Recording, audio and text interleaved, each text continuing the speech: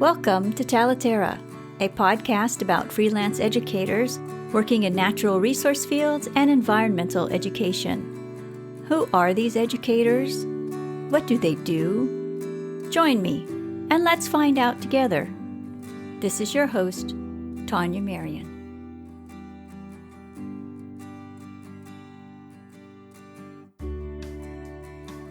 Hi, everyone.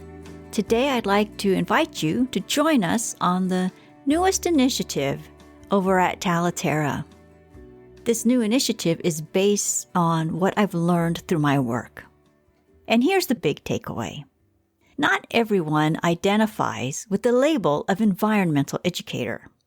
And not everyone who connects the public to nature, the outdoors, or the environment through their work thinks of themselves as being in the field of environmental education, even though environmental education is what they do.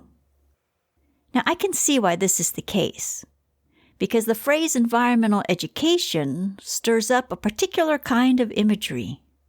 Think summer camp or elementary school field trips. But this field is so much more. When I began my work, I was literally grasping at straws, following a gut feeling. And as the expression goes, throwing things at the wall to see what would stick.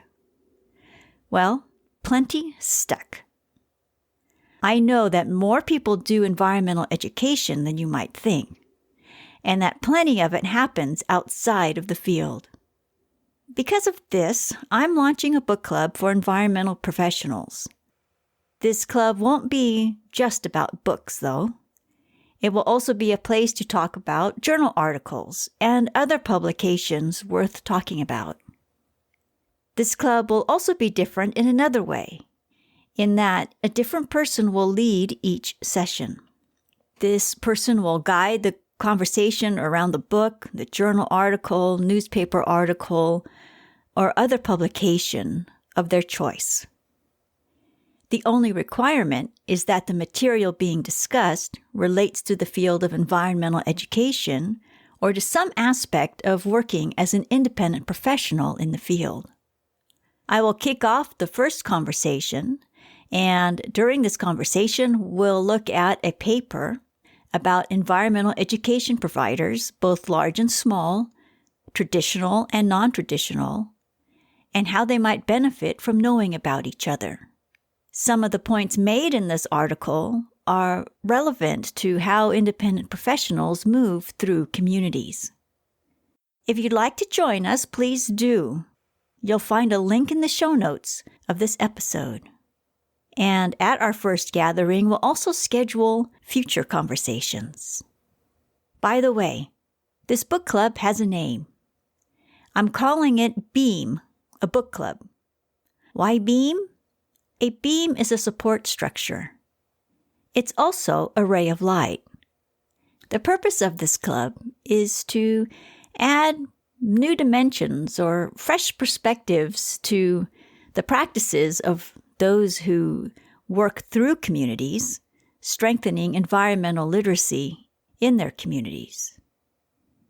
Now, I've already mentioned that this club is for environmental professionals. But it's also for individuals who are thinking about launching an independent initiative.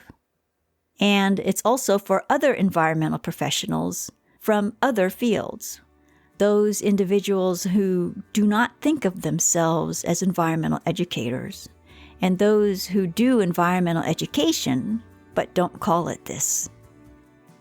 If you're interested, please join us.